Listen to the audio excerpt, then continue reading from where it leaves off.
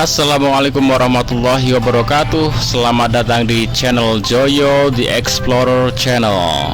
Oke teman-teman, pada video kali ini saya akan ajak teman-teman semua membandingkan produksi dalam negeri dengan produksi Cina ya. Nah, kita kenal Cina itu kalau memproduksi kendaraan itu sudah merajai dunia bahkan ya. Jadi dia memiliki pabrik, kemudian ekspor kemana-mana, dan sudah nggak cuma diperhitungkan tapi sudah hampir mau menguasai dunia ini. Nah, apakah produk Indonesia bener-bener kalah bersaing dengan produknya luar negeri? Oke, kita akan simak seperti apa produk kita dan seperti apa produk yang di luar sana. Kita akan lihat produknya produk BYD ya, Build Your Dream di Cina. Kita bandingkan dengan yang di Indonesia, karoseri Indonesia. Nah, ini liputan di BYD. Ini peliputnya orang, biar kita dengerin ngomongnya Inggris, ngerti nggak ngerti kita simak aja, karena ini memang bener di sana ya. Kita cek nanti seberapa sih, apakah kita bener-bener bisa bersaing nggak sih ya. Of course, all of these parts are put together over there. It's behind the camera, but this is where the sexy part begins, because this is the first time you can kind of tell that that is probably going to be a bus. And this is where they're welding everything together. I'm no expert, but I think they're welding this together. And then after that, all of the parts are going to be starting to come in. It's pretty exciting. So let's go to the next stop and check out what they're doing over there. Check this out, all electric forklift. I would like to own one. We'll see if they can hook me up with one. But anyway, we're here at the next step where they putting panels on the frame of the bus to kind of give it a shape. Oke, kalau kita lihat ini prosesnya seperti ini ya. Ini kan proses yang bener-bener manual.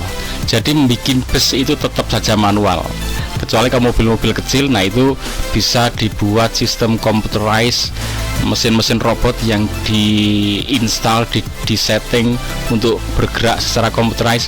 Tapi kalau untuk pembuatan bus ternyata masih seperti ini ya, masih dibuat dengan dilas manual seperti ini. Bahkan ini menyambungnya ini semuanya las-lasan seperti yang dilakukan di kita ya. Nah, artinya semuanya masih manual, dan ini akan tergantung pada keterampilan tenaga kerjanya lagi. Kalau keterampilannya bagus, maka hasilnya akan halus bagus, tapi kalau keterampilannya kurang, tentu saja akan kurang. Berarti proses pembuatan seperti ini Indonesia jelas tidak kalah. Bahkan kita tuh sudah bisa ekspor ya, bisa mengeluarkan produk kita. Nah, ini plat-plat dipasang, dilas ya, kemudian di interiornya juga seperti ini ya. Semuanya dilakukan secara manual. Oke, seperti ini.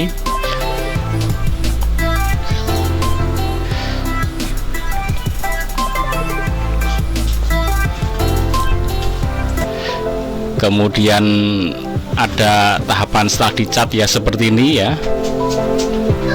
Oke, cuman ini mobil listrik ya. Jadi kalau mobil listrik secara pembuatan bodi, saya akan membicarakan pembuatan bodi kita nggak kalah. Tapi kalau mesin, memang kita belum bisa bikin, entah mesin konvensional apalagi mesin yang elektrik, memang kita belum bisa buat ya Indonesia. Sehingga kalau bicara masalah mesin kita belum bisa berbicara, tapi kalau masalah bodi kita sudah bisa bersaing dengan mereka semua. Nggak ada masalah, kita mampu ya. Oke, kalau ini adalah bus produksi BYD, yaitu electric bus ya, bus elektrik. Makanya kalau pesen bus itu kadang ya sak gelundung dengan bodinya teman-teman, karena untuk setting, desain, penempatan baterainya, penempatan motornya, penempatan segalanya itu kalau apa ya itu bisa sih kayak yang di review sebelumnya, dengan sasis yang kita punya, kita beli mesinnya ya, mesin listriknya, kemudian dirakit sendiri bisa. Tapi yang sudah itu di Indonesia itu produksi BYD, langsung mobil sudah jadi diangkut ke Indonesia. Jadi bukan pretelan yang dirakit di Indonesia kalau yang bus yang selama ini sudah berjalan di Indonesia. Oke. Next video saya akan ajak teman-teman juga melihat bus electric vehicle ya, mobil bus listrik yang sudah dioperasikan di Indonesia, produksi dari BYD, dan ini sudah berjalan beberapa tahun yang lalu sebenarnya. Tapi kita tengok seperti ini di produsen aslinya sana di Cina ya.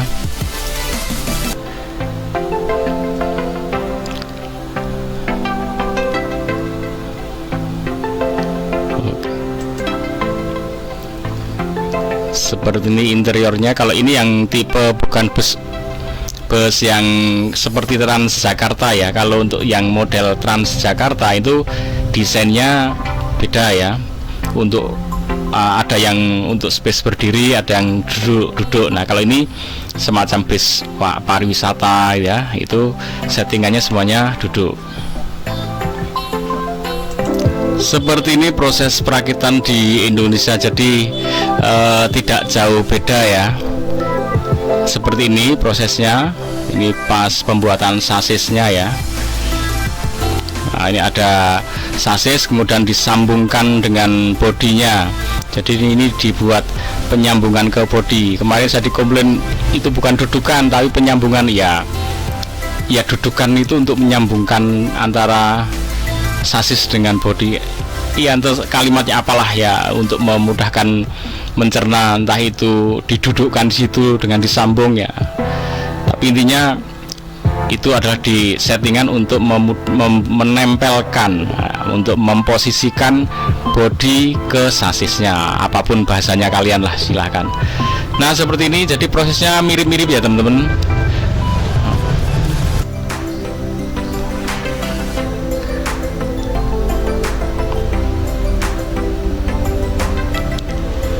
Oke, ini adalah proses di Indonesia. Jadi prosesnya benar-benar sama. Nah kalau masalah kualitas nanti memang akan jatuh lagi di keterampilan masing-masing tim itu. Nah ini cutting pemotongannya, pemasangannya, penempelan ke bodinya ya, itu semuanya dilakukan secara manual dan sama.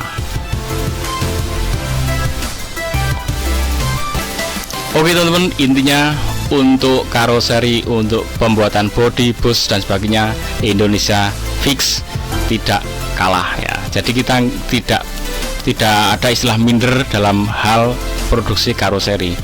Cuman untuk masalah mesin itu kita masih melongo melihat Cina yang selalu berinovasi, dan mereka benar-benar punya pabrik sendiri, pabrik untuk menciptakan mesinnya. Enggak cuman merakit. Indonesia baru di tahap merakit, yang benar-benar bisa membuat sendiri, bisa mengalahkan Cina bahkan, itu ya membuat bodinya seperti ini.